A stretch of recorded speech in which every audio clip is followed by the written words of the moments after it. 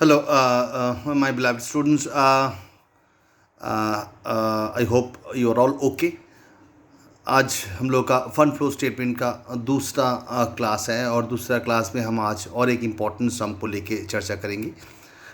Fund flow statement के बारे में हम लोग बेसिक सम्स भी देख चुके हैं, as well as we have discuss the purpose of fund flow statement, the purpose of preparing the fund flow statement. और ये भी हम लोग डिस्कस किया था कि कैसे करना है, किस टेक्निक को फॉलो करते हुए हम लोग को फंड फ्लो स्टेटमेंट करना पड़ेगा। First, that is the first part, statement of change the statement of changes in working capital, and the second part, statement of sources and application, जिसमें हम लोग ये देखा था statement of changes in working capital में जितना सारा current assets है और जितना सारा करंट लायबिलिटीज है हम लोग को उधर लिखना है, और उसका चेंज होने के कारण वर्किंग कैपिटल में क्या इफेक्ट पड़ा वो हम लोग को जज करना है। इधर एक चीज़ आप लोग को गौर करना पड़ेगा, करंट लायबिलिटीज में दो एस्पेक्ट्स को हम लोग जज नहीं करेंगे, आई मीन इंक्लूड नहीं करेंगे, that is state propose dividend and provision for tax, जिसके लिए हम लोग अलग से उसको ट्रीट करेंगे। नेक्स्ट पार्ट में हम लोग क्या देखा, statement of source and application which obviously and always have to tally just like the balance sheet. और उसमें हम लोग क्या करते हैं, उसमें जहाँ जहाँ से पैसा फंड आ रहा है, सोर्सेस हम लोग सोर्स में लिखेंगे, और जहाँ जहाँ वो फंड हम लोग यूटिलाइज कर रहे यूज़ कर रहे उसको हम लोग एप्लीकेशन में लिखेंगे। So now let me show you the second sum, that is sum number 8 from my material. Sum page number 29 में है, sum number 8 from my material, that is fund flow statement. let me show you the solution and the explanation of the different aspects of the sum. This is the sum. इधर balance sheet दोनों साल का दिया हुआ है, 31 March 98, 31 March 99। As we all know that कि by comparing both the balance sheets we have to do the fund flow statement. इसमें fixed assets at cost दिया हुआ है और लेस डेप्रिसिएशन, मतलब इधर प्रोविजन दिया हुआ है, तो ये से ये लेस करके ये आते हैं 11,40,000 और 19 लाख से 5,80,000 लेस करने से 13,20,000। सो ये है प्रोविजन फॉर डेप्रिसिएशन। इधर ये सम में एक नया एलिमेंट है, that is depreciation is given in the balance sheet which is considered to be which is called accumulated depreciation या प्रोविजन फॉर डेप्रिसिएशन। सो जब भी प्रोविजन बैलेंस शीट में दिया हुआ रहता है, इट इज एक्यूमुलेटेड डेप्रिसिएशन और provision for depreciation.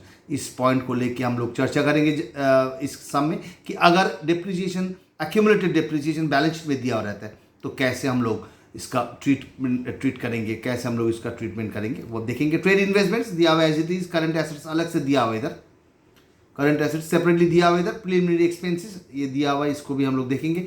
Share capital, capital reserve, general reserve, PL account and debentures, ये इस पार्ट का सम है। उसके बाद नेक्स्ट पार्ट दिखा रहे हैं हम लोग, ये दूसरा पार्ट है जिसमें दिया हुआ है creditors, provision for income tax, propose dividend and unclaim dividend. इधर देखिए डिविडेंड को लेकर दो एलिमेंट है, डेफिनेटली दोनों एलिमेंट को हम लोग अलग से ट्रीट करेंगे because I have already discuss propose dividend, provision for tax and unclaim dividend will not be considered as current liabilities, और करंट लायबिलिटीज में सिर्फ एक ही मात्र आइटम है, दैट इज क्रेडिटर्स।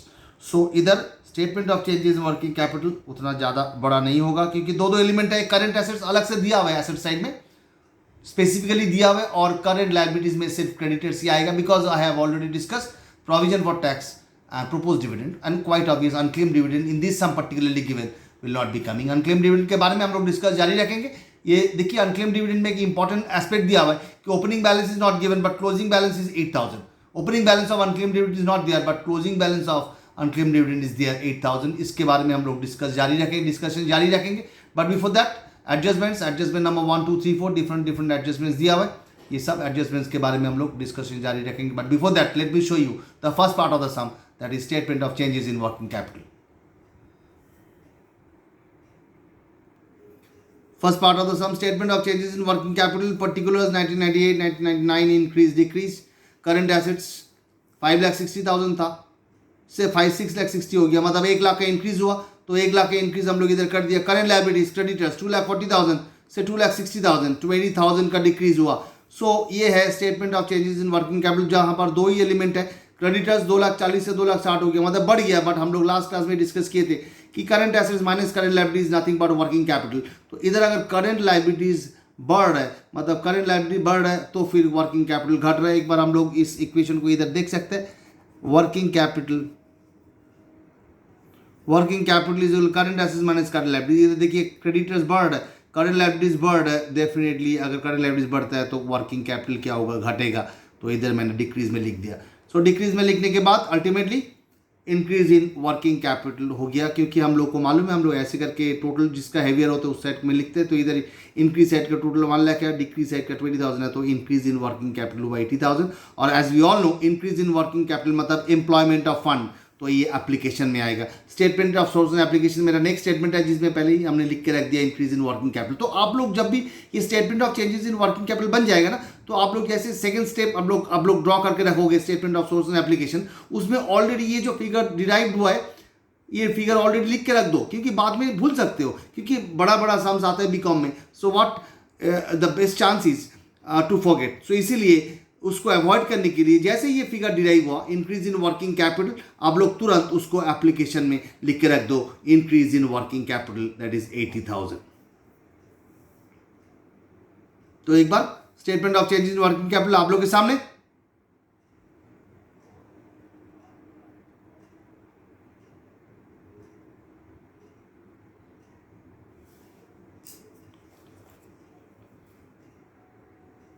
ये थोड़ा बड़ा सम है, इसीलिए हम लोग को ध्यान से देखना पड़ेगा। उसके बाद मैंने क्या बताया था आप लोगों को कि जब भी जैसे ही हम लोग करंट एसेट्स और करंट लायबिलिटीज को ले चुके हैं, तो अब हम लोग के पास रह जाता है different sort of ledger account. जैसे इधर फिक्स एसेट्स के साथ भूलिएगा मत, प्रोविजन फॉर डेप्रिसिएशन अकाउंट बोल के एक तो फंडा इस सम में है। तो ध्यान से सम को साथ में रखिए, क्योंकि काफ़ी सारे एक्सप्लेनेशंस आप लोगों को सुनना पड़ेगा इस सम के लिए। और ये एक्सप्लेनेशन, ये जो पॉइंट्स है, ये जो एक्यूमुलेटेड डेप्रिसिएशन का जो पॉइंट है, ये पॉइंट आप लोग को बार बार बहुत सारा सम में देखने को मिलेगा। इसीलिए एक बार समझ लोगे तो फिर बार बार you can apply all this things. So इधर fix assets account, provision for depreciation account, trade investment account, फिर प्रिलिमिनरी एक्सपेंसेस अकाउंट, मतलब एसेट साइड का यही सब होगा, लाइबिलिटी साइड का शेयर कैपिटल, जनरल रिजर्व। उसके बाद हम लोग बाद में बाकी पार्ट देखेंगे। सो क्योंकि नेक्स्ट पेज में, एक ही पेज में तो होता नहीं है पॉसिबल, इसलिए नेक्स्ट पेज में दिखाना पड़ेगा। तो फिलहाल एक एक करके हम आते हैं फिक्स एसेट्स में। Opening balance 16 lakh, closing balance 19 lakh. एक चीज़ हम बता दें आप लोगों को कि जब भी एक्यूमुलेटेड डेप्रिसिएशन दिया हुआ रहेगा बैलेंस शीट में, तो तब जाके आपको ऑलवेज कॉस्ट प्राइस ही लिखना पड़ेगा फिक्स एसेट्स अकाउंट में। I repeat, whenever the accumulated depreciation account is given in the balance sheet, you have to write the original cost price of the machinery, that is 16 lakh and 19 lakh at cost दिया हुआ है। तो मैंने लिख दिया opening balance 16 lakh, closing balance 19 lakh. साथ ही साथ एक्यूमुलेटेड डेप्रिसिएशन या प्रोविजन फॉर डेप्रिसिएशन का closing opening balance, by balance brought down 4,60,000, closing balance 5,80,000। ये मैंने लिख दिया क्योंकि accumulated depreciation is a liability, provision is a liability, तो दैट्स वाई लाइबिलिटी का क्रेडिट बैलेंस होता है। तो by balance brought down 4,60,000 opening balance and closing balance to balance brought down carried down 5,80,000। अब ये दोनों अकाउंट से रिलेटेड क्या क्या लेजर अकाउंट्स है, आई मीन दोनों अकाउंट से रिलेटेड क्या क्या एडजस्टमेंट्स है। इधर एकमात्र एडजस्टमेंट्स है जो ये दोनों अकाउंट से रिलेट करते हैं, that is sold one machine for ₹50,000, the cost of which is 1,20,000 and the depreciation provided was 70,000। देखिए पॉइंट नंबर 1, एडजस्टमेंट नंबर 1 में बोला गया कि 50,000 का एक मशीन जिसका कॉस्ट प्राइस है 1,20,000, मतलब सोल्ड वन मशीन फॉर ₹50,000, मतलब 50,000 में 50,000 में हम लोग मशीन सेल किया, जिसका कॉस्ट प्राइस इज 1,20,000 और डेप्रिसिएशन प्रोवाइडेड वॉज 70,000। एक्चुअली ये डेप्रिसिएशन प्रोवाइडेड मतलब 1,20,000 के ऊपर हम लोग 70,000 का डेप्रिसिएशन प्रोवाइड करेंगे, तो अल्टीमेटली उसका रिटर्न ऑन वैल्यू कितना होगा, 50,000 होगा, और उसको बेचा गया कितना में, 50,000 में बेचा गया। तो that means by selling this machine there is no profit, neither a profit nor a loss. But इसका वर्किंग आप लोगों को एक बार दिखाना पड़ेगा। तो ये वर्किंग एक बार देखने के लिए मैंने जो अभी बताया प्रॉफिट और loss of sale of plant, इसको देखने के लिए एक बार नीचे में देखिए एक वर्किंग करके रखा है मैंने, आप लोग ध्यान से देख लीजिए इसको। Cost of machine is 1,20,000, it's a cost price of the machine. Depreciation till date मतलब आज तक डेप्रिसिएशन चार्ज हुआ इसके ऊपर 70,000, तो अल्टीमेटली रिटर्न डाउन वैल्यू कितना हुआ, 50,000 is the return down value. और इस 50,000 रिटर्न डाउन वैल्यू में हम लोग सेल किया कितना में, 50,000 में सेल किया, तो अल्टीमेटली हम लोग का प्रॉफिट या loss, no loss no profit हुआ nil. This is the working to be shown as a working note. ये वर्किंग नोट में आप लोग को दिखाना पड़ेगा। जितना आप करोगे प्रैक्टिस ऐसे by way of doing the detailed working, उतना आपका कंसेप्ट क्लियर होगा, उतना आपका शार्पनेस बढ़ेगा इस मैटर के ऊपर, एज सिंपल एज दैट। तो ये है वर्किंग, जहाँ पर हम लोग देखा 1,20,000 का मशीन, हम लोग डिप्रिसिएशन टिल डेट हुआ 70,000, उसका रिटर्न ऑन वैल्यू हुआ 50,000 and it is been sold at a price of 750,000। तो ultimately no loss no profit. इसका अकाउंटिंग ट्रीटमेंट क्या होगा एक बार देखते हैं। Fix assets account and provision for depreciation account. So ये 50,000 में सेल हुआ तो बाई बैंक 50,000, देखिए मशीनरी अकाउंट के बाई साइड में आएगा, बाई बैंक 50,000 और बाई प्रोविजन फॉर डिप्रिसिएशन, मतलब आज तक जितना सारा डिप्रिसिएशन चार्ज हुआ वो हम लोग लिख देंगे इधर by provision for depreciation. Loss होता तो बाई पीएल लिखते, प्रॉफिट होता तो 2 पीएल लिखते। इधर प्रॉफिट भी नहीं हुआ, लॉस भी नहीं हुआ, इसलिए बाई पीएल भी नहीं लिखा, 2 पीएल भी नहीं लिखा। अगर लॉस होता तो बाई पीएल लिखते, अगर प्रॉफिट होता तो 2 पीएल लिखते, बट इधर नहीं है। ये बाई प्रोविजन फॉर डिप्रिसिएशन क्या मतलब, प्रोविजन फॉर डिप्रिसिएशन अकाउंट में 2 फिक्स एसेट्स करके करना पड़ेगा 70,000। Actually this 70,000 is nothing but adjustment entry, adjustments of depreciation till date on that particular machine which is been sold out. I repeat, ये जो entry किया हम लोग, provision for depreciation account debit to fix assets 70,000, this is the adjustment entry for the depreciation till date charge on that particular machine which is been sold out. तो ये करने के बाद अल्टीमेटली देखिए प्रोविजन फॉर डिप्रिसिएशन से एक balance आएगा, यही है हिडन, ये जो मैंने गोल करके रखा है, this are all hidden transactions. इसको हम लोग बैलेंसिंग फिगर बोलेंगे। ये हम लोग डिराइव किया by way of balancing the ledger, और ये बाई पीएल होगा, दैट मीन्स ये पीएल अकाउंट में आएगा। ये this is the depreciation charge for the year, this is the depreciation charge, current year depreciation जो चार्ज किया मैंने ऑन द रिमेनिंग मशीन्स, क्योंकि हम लोग पूरा मशीन तो सेल नहीं किया, हम लोग part of the machine sold out किया, तो बाकी मशीन के ऊपर जो डिप्रिसिएशन एक्यूमुलेट करना पड़ेगा वो है दिस 1,90,000। ये पीएल अकाउंट जब हम लोग बनाएंगे, लास्ट में मैंने बताया था लास्ट में पीएल अकाउंट बनाना पड़ेगा, उस टाइम हम लोग को ये लिखना पड़ेगा। साथ ही साथ इधर से जो बैलेंसिंग फिगर आएगा वो 2 बैंक हो जाएगा। हमने अभी अभी बताया था कि फिक्स एसेट्स कोई भी लेजर अकाउंट टैली होना चाहिए अगर सब कुछ इन्फॉर्मेशन आपके पास है, बट इधर इस केस में इट विल बी 2 बैंक, ये बैलेंसिंग फिगर हो जाएगा, मतलब हमने इतना का एसेट्स खरीदा और साथ ही साथ इतना का एसेट्स हम लोग बेचा।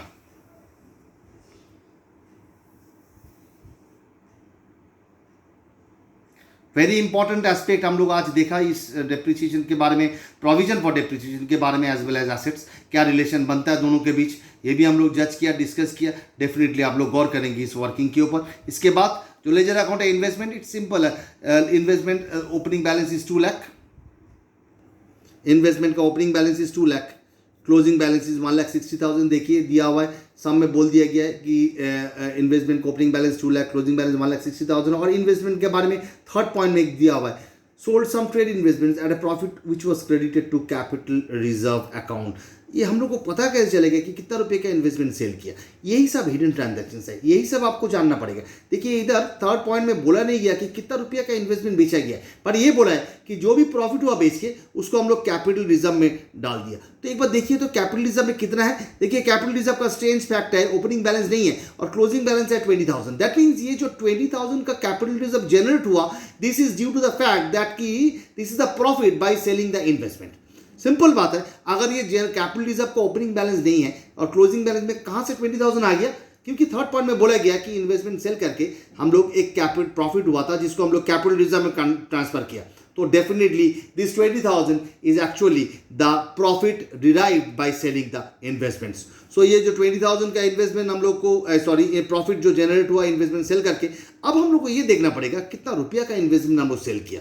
एज सिंपल एज दैट, हम लोग क्या कैसे पता चलेगा कि कितना रुपया का इन्वेस्टमेंट हम लोग सेल किया, the changes in the figure. देखिए opening balance of investment is 2 lakh, opening balance of investment is 2 lakh, closing balance is 1,60,000, which means that कि 40,000 का इन्वेस्टमेंट का हेराफेरी हुआ, मतलब 40,000 घट गया इन्वेस्टमेंट में, मतलब 40,000 का इन्वेस्टमेंट हम लोग सेल किया, वो भी at a profit of 20,000, that means 60,000 में हम लोग सेल किया। As simple as that. तो बाई बैंक 60,000 लिखा और टू कैपिटल रिजर्व 20,000 लिखा, क्योंकि ये प्रॉफिट है, अभी अभी बताया कि profit is to be transferred to capital reserve, बोल दिया गया सामने। तो यही है कहानी, यही है स्टोरी, यही आपको समझना पड़ेगा कि इन्वेस्टमेंट 2 लाख था, 1,60,000 हो गया, 40,000 के इन्वेस्टमेंट घट गया, मतलब सिंपल बात है 40,000 के इन्वेस्टमेंट वो सेल किया, वो भी at a profit of 20,000, which means we have sold the investments at 60,000।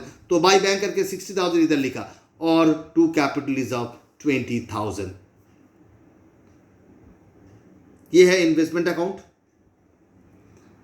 And now move up to the तो ये जो है ये जो हम लोग सेल किया, definitely this will come under the head source, because ये सोर्स में आएगा, इन्वेस्टमेंट सेल किया, ये भी सोर्स में आएगा जो इन्वेस्टमेंट हम लोग सेल किया था, सॉरी फिक्स एसेट सेल किया था, और ये एप्लीकेशन में आएगा जो फिक्स एसेट्स हम लोग परचेस किया था। तो आप लोग जब भी वीडियो देख रहे हो, वीडियो के साथ साथ आप लोग इस अकाउंट को भी एक साथ ड्रॉ करते रहो, सो दैट इतना बड़ा समय ना ट्रैक नहीं कर पाओगे। जैसे आप लोग वर्किंग बनाते रहोगे, तो जब हम लोग sources statement of sources and application बनाएंगे, तब आप लोग के लिए सुविधा होगा टू ट्रैक द थिंग। इसके बाद preliminary expenses, always preliminary expenses to be written off through PL account, इसलिए देखिए 40,000 से 20,000 हो गया, इसको पीएल अकाउंट के थ्रू लिख दिया। Preliminary expenses always by balance to balance, तो फिर अल्टीमेटली पीएल अकाउंट से राइट ऑफ कर दिया। ये जब हम लोग पीएल अकाउंट बनाएंगे तब पीएल अकाउंट में इसको लिखना पड़ेगा टू प्रिलिमिनरी एक्सपेंसेस बोल के 20,000। इसके बाद share capital as usual, opening balance 6 lakh, closing balance 8 lakh, that means 2 lakh का बढ़ गया, मतलब 2 लाख का शेयर कैपिटल इशू किया, मतलब this is a sources of fund, क्योंकि शेयर कैपिटल इशू करके पैसा आया, तो 2 लाख सोर्सेज ऑफ फंड।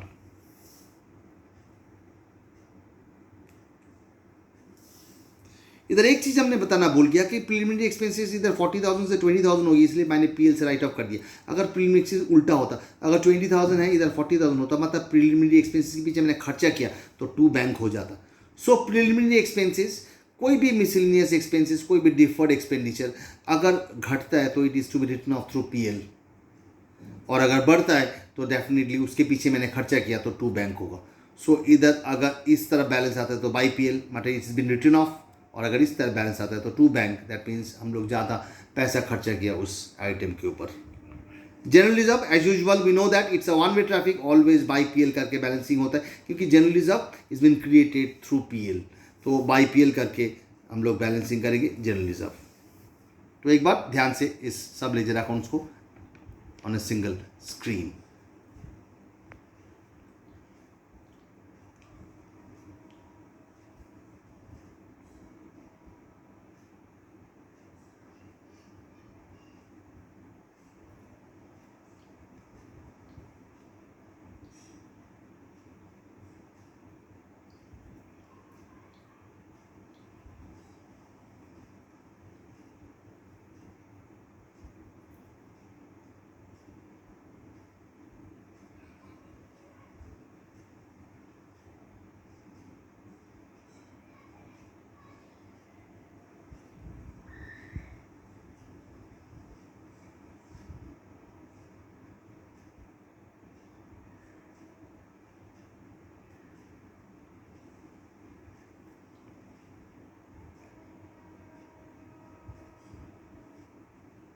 इसके बाद हम लोग बाकी लेजर्स देखेंगे in the next page.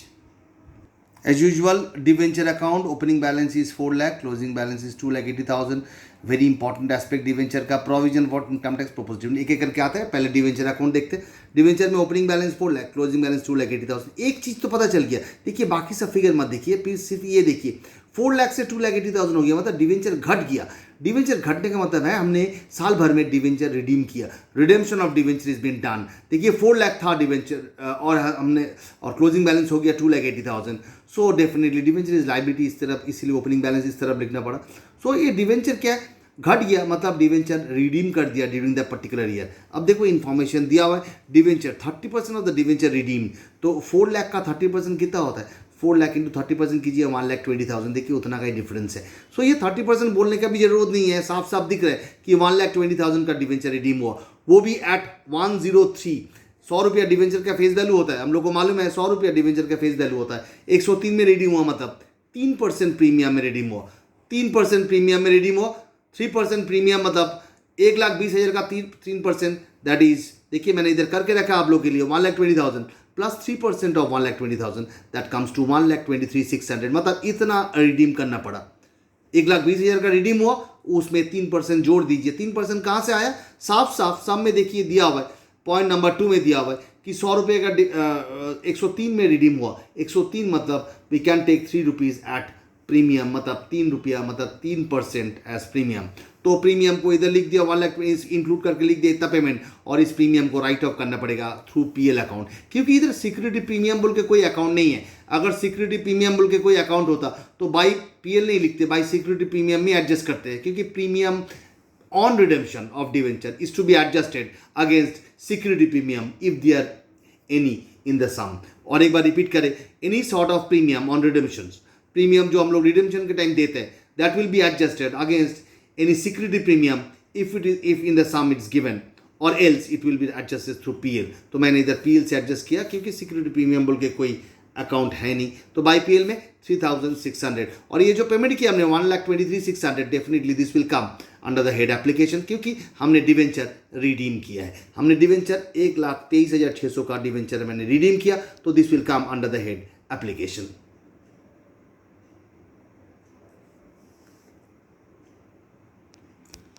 As usual provision for income tax, मैंने बताया था लास्ट वीडियो में कि प्रोविजन फॉर इनकम टैक्स का ओपनिंग बैलेंस 1,80,000, क्लोजिंग बैलेंस 1,70,000. इधर टैक्स के बारे में बोल दिया कि टैक्स पेड 1,65,000, तो टू बैंक करेंगे, टू बैंक 1,65,000. अगर ये नहीं बोलता, सोचिए अगर सम में नहीं बोला गया कि कितना टैक्स पेमेंट हुआ, तो हम लोग ये एज्यूम करेंगे कि लास्ट ईयर का जो प्रोविजन था, टैक्स प्रोविजन, वो हम लोग इस साल पे करेंगे टू बैंक, और इस साल का जो प्रोविजन है वो बाई PL करेंगे. बट इधर ये सम में ये करने का जरूरत नहीं है, क्योंकि ऑलरेडी इज बीन गिवन कि कितना टैक्स पेड हुआ for the current year, that is 1,65,000 which is been given in the sum. तो टू बैंक करके 1,65,000 लिख दिया. ये जो टैक्स हमने पेमेंट किया ये एप्लीकेशन में आएगा, ये जो टैक्स हमने पेमेंट किया ये एप्लीकेशन में आएगा. आप लोग ऐसे ए लिख के रख सकते हो एप्लीकेशन और बाई PL, तो PL अकाउंट में जब हम लोग PL अकाउंट बनाएंगे लास्ट में, तब जाके PL में आएगा. तो by PL, this is the current year provision for tax and this is the last year tax paid. यही नियम है. ओपनिंग बैलेंस जो है वो लास्ट ईयर का टैक्स होता है, वो पेड होता है, बट ये सब में मेंशन कर दिया कि कितना टैक्स पेड हुआ, इसलिए उतना ही लिया. और करंट ईयर का जो प्रोविजन होता है, क्लोजिंग बैलेंस होता है, वो इस साल प्रोवाइड किया जाता PL से, तो बाई PL होता. तो इधर बैलेंसिंग फिगर आ गया. देखो गोल किया मैंने, मतलब this is the balancing figure, this is been given कितना पेड हुआ, तो अल्टीमेटली बैलेंस करते हुए ये आया 1,55,000. Lastly provision propose dividend account, very important propose dividend account. इसका भी वैसे ही होता है, ओपनिंग बैलेंस 60,000 लिख दिया, क्लोजिंग बैलेंस 72,000 लिख दिया. मतलब सिंपल बात है. देखिए प्रोविजन फॉर प्रोपोज डिविडेंड के बारे में कोई भी इंफॉर्मेशन नहीं है, बट हम लोग को मालूम है, हमने लास्ट वीडियो में हमने बताया था कि जो ओपनिंग बैलेंस होता है, मतलब वो लास्ट ईयर का डिविडेंड है, वो इस साल पेमेंट होगा, और ये क्लोजिंग बैलेंस जो है वो इस साल का प्रोविजन है, वो इस साल PL से राइट ऑफ होगा. 60,000 का पेमेंट होना चाहिए, मैंने टू बैंक 52,000 किया. Very important aspect of the sum. इधर देखिए अनक्लेम डिविडेंड बोल के 8,000 का क्लोजिंग बैलेंस दिया है. मतलब ये जो 60,000 का डिविडेंड हम पेमेंट करने किया, उसमें से हमने 52,000 का ही जो पेमेंट हमको करना चाहिए, मतलब 52,000 ही हम पेमेंट कर पाए, और बाकी 8,000 को हम लोग ट्रेस नहीं कर पाया, इसीलिए वो अनक्लेम्ड रह गया. मतलब अगर डिविडेंड हम लोग कंपनी जब देता है, तो अगर कंपनी डिविडेंड देता है, अगर जिसको देना चाहिए अगर उसको ट्रेस नहीं कर पाएगा, तो उसको दे नहीं सकता है, तो कंपनी उसको लाइबिलिटी के तौर पे रख देगा. तो इधर 60,000 का जो डिविडेंड है देना चाहिए लास्ट ईयर का, उसमें से हम लोग 52,000 का डिविडेंड दे पाया, और बाकी 8,000 will be transfer to the unclaim dividend. इसके लिए देखो अनक्लेम डिविडेंड का ओपनिंग बैलेंस था नहीं, क्लोजिंग बैलेंस है 8,000, क्योंकि क्लोजिंग में जब 60,000 का पेमेंट हम लोग प्रपोज डिविडेंड के तौर पे करने गया, तो तब जाके देखा कि 52,000 ही हम लोग ट्रेस कर पाया, और बाकी 8,000 का जो अनक्लेम डिविडेंड ये है कस्टमर है, उन लोगों को हम ट्रेस नहीं कर पाया, तो उसको अनक्लेम डिविडेंड बोल के रख देगा, और क्लोजिंग बैलेंस जो है वो PL से राइट ऑफ करना पड़ेगा. एज यूजुअल बाई PL करके राइट ऑफ कर देंगे.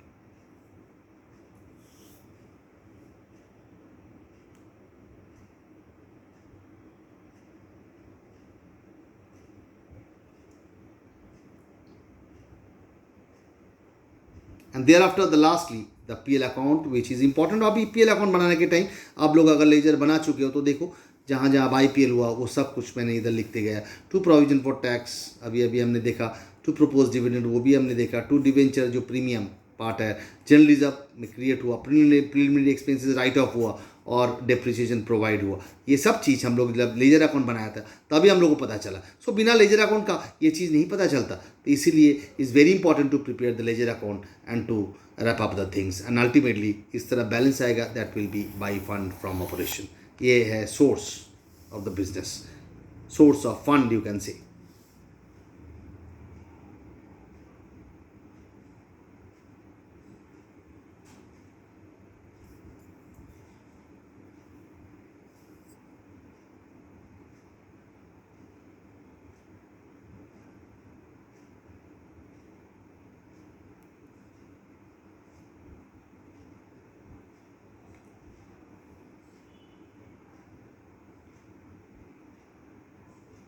अब हम लोग देखेंगे कि ultimately statement of source and application कैसे होता है और क्या क्या लिखा जाएगा।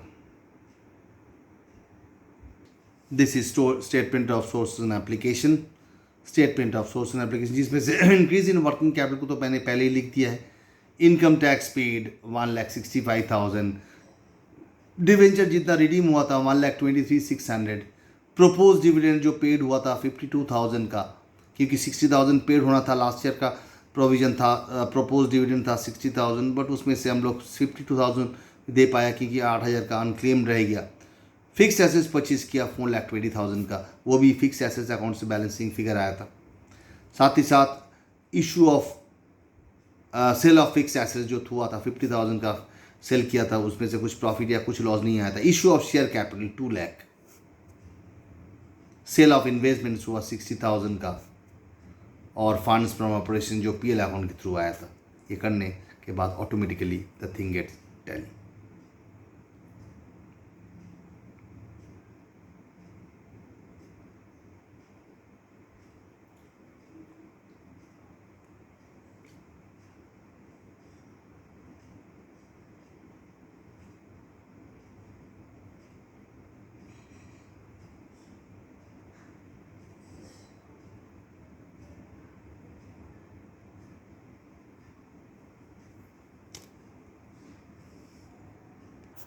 तो आज हम लोग फंड फ्लो स्टेटमेंट का एक बहुत ही इंपॉर्टेंट सम देखें, थोड़ा सा बड़ा sum as compare to the last video. Definitely हम लोग को थोड़ा थोड़ा धीरे धीरे करके आगे बढ़ना पड़ेगा with the big and bigger sums. So इस आज का सम में हम लोग 2-3 चीज़ देखने को मिला हम लोग को नया चीज़। एक फिक्स एसेट्स के साथ अगर प्रोविजन या एक्यूमुलेटेड डिप्रिसिएशन रहते हो तो उसको कैसे हम लोग डील करेंगे एक वर्किंग के साथ, and by opening both the asset account and accumulated depreciation account। accumulated depreciation को काफ़ी बार सम में provision for depreciation account बोल के बोलते हैं, तो फिर हम लोग उसको वो भी बोल सकते हैं। साथ ही साथ हम लोग ये भी देखें कि proposed dividend और provision for tax दोनों कैसे डील किया जाएगा। proposed dividend and provision for tax, proposed dividend और provision for tax हम लोग एक साथ एक ही जैसे डील करते हैं। लास्ट ईयर का जो ओपनिंग बैलेंस होता है, लास्ट ईयर का जो बैलेंस है, क्लोजिंग बैलेंस है, वो इस साल पे किया जाएगा, और इस साल का जो क्लोजिंग बैलेंस है वो पीएल से राइट ऑफ किया जाएगा। बट इधर एक एक्सेप्शनल केसेस देखा हम लोग, प्रोपोज डिविडेंड में जो 60,000 का लास्ट ईयर का बैलेंस था, it is not been paid entirely, rather company couldn't pay the amount entirely because 8,000 का जो डिविडेंड होल्डर्स है they cannot be traced, that's why that remain unpaid या अनक्लेम्ड, क्लेम ही नहीं किया, तो हम लोग 52,000 ही दे पाया। तो एक नया चीज़ हम लोग को देखने को मिला। साथ ही साथ डिवेंचर का रीपेमेंट वो भी हम लोग को देखने को मिला। डिवेंचर रिडीम हुआ, अमाउंट कहीं नहीं दिया हुआ था, इन्वेस्टमेंट के बाद डिवेंचर रिडीम हुआ, वो भी प्रीमियम में, तो उस प्रीमियम और रिडेम्पशन को किसके थ्रू राइट ऑफ करना पड़ेगा। ये सब में तो हम लोग पीएल के थ्रू राइट ऑफ कर दिया, but generally redemption of premium on redemption of debenture या premium on redemption of preference shares is to be adjusted against security premium if any, or if there is no security premium then that will be written off against PL account, जो हम लोग ये सब में किया है। साथ ही साथ हम लोग को ये भी बोल दिया गया था कि इन्वेस्टमेंट एक part of the investment sale हुआ, और वो सेल करने के बाद जो प्रॉफिट हुआ था उसको हम लोग कैपिटल रिजर्व में लिख दिया था। तो हम लोग को मालूम ही नहीं था कितना रुपये का इन्वेस्टमेंट सेल हुआ, कितना रुपया में सेल हुआ। तो हम लोग क्या किया, हम लोग कैपिटल रिजर्व अकाउंट को फॉलो किया और देखा कि उधर कैपिटल रिजर्व में ओपनिंग बैलेंस था ही नहीं एंड क्लोजिंग बैलेंस में 20,000 था। दैट मीन्स हम लोग ये एज्यूम कर सकते हैं कि this 20,000 which is been generated in the capital reserve is nothing but profit generated by selling the investments. तो 20,000 का प्रॉफिट हुआ। साथ ही साथ हम लोग ये भी देखा कि इन्वेस्टमेंट अकाउंट में डिफरेंस इज 40,000, मतलब 40,000 का घटा हुआ है, 40,000 घट चुका है इन्वेस्टमेंट, विच मीन्स दैट कि 40,000 का इन्वेस्टमेंट हम लोग सेल किया एट अ प्रॉफिट ऑफ 20,000, तो 60,000 में हम लोग सेल किया। तो ये एक नया हिडन ट्रांजैक्शन हम लोग को देखने को मिला। तो काफ़ी सारा चीज़ आगे भी जाके देखने को मिलेगा in the fund flow statement which I am going to show you in the next few videos. तब तक के लिए आप लोग ये वीडियोज़ को फॉलो करते जाइए। इस वीडियो से जो भी डेरिवेशंस है उस डेरिवेशंस को अपना कॉपी में लिखते जाइए, और साथ ही साथ डेफिनेटली ये सम्स को एक बार, ये सम जो हमने दिखाया सम को खुद से एक बार सॉल्व करने की चेष्टा कीजिए। Till then have a good day and good bye.